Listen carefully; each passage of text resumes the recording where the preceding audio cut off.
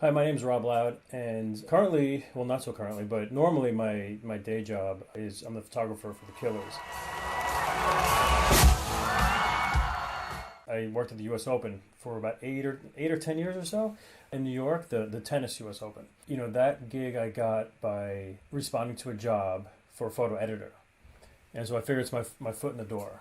So when my shift would end at the U.S. Open, I would take the cameras because we would have a whole room full of cameras.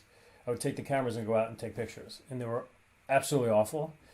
And but like I kind of were getting better and better, and then the people who I was working with, the editors who were running the website, the U.S. Open's website, started noticing. And then so 2 years later, then they hired me as a photographer. I was covering all the bad matches that no one really cared about until then a year or two or three maybe later, I was the lead photographer. I grew up playing soccer, football, and it was they wanted to do work. It was like right in the beginning of the season, so it was like a media day basically. So there was like a few photographers there, but we all had like our own sets.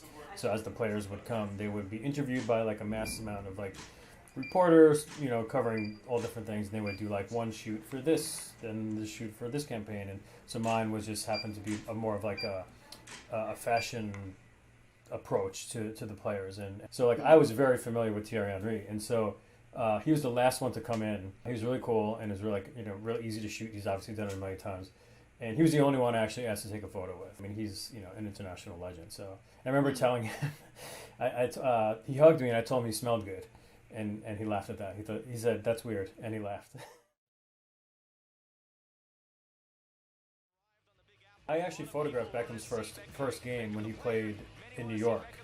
And one of my friends, who I grew up playing with, was the captain of the Red Bulls, Carlos Mendez. So it was very exciting, like, for me to first photograph that game, his first game in New York, in MLS, and watch him play against my friend.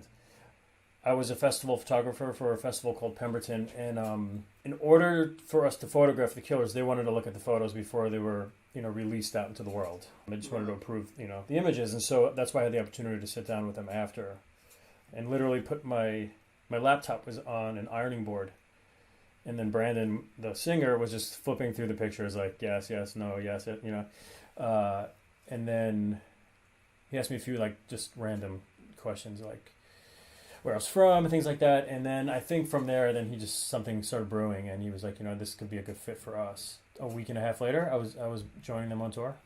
The most difficult part of the job is, you know, I think I photographed about 150 shows on the last album tour, and so to get different photos and to be excited about it every night could be a little challenging.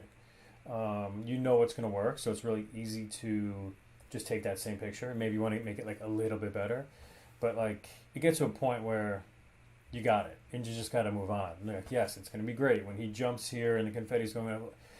We got to move on. And so some ways I've been doing that is, yeah, using my access. I'm not going to stand out in the middle of the stage and just start taking pictures. But if I know a moment's coming up and I'm well hidden behind, you know, the drum set, like the big gong behind the drum set, I hide behind a lot, or like a piano, I pop up, boom, boom, you know, you see me for 2 seconds, you know, big deal. But then I have this photo that could kind of live on forever.